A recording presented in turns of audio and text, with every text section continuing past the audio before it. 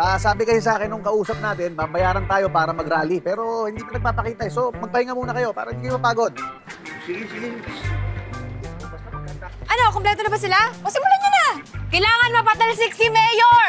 Sandali. Asan mo na yung bayad? Kung gusto, magbayad ka muna bago makapag-rally. Hindi, sige, basta pagkatapos ng rally, ibibigay ko agad sa inyo. Ay, hindi. Mga professional kami. Hindi pwedeng ganyan kasi kung hindi ka magbabayad, aalis kami. Mga kasama, alis na tayo. Umalis na kayo. Hindi! Hoy, teka lang, sandali. Oh. Ito na. Kaya lang, hindi pa to kumpleto Pwede bang 50% na lang muna? 50%?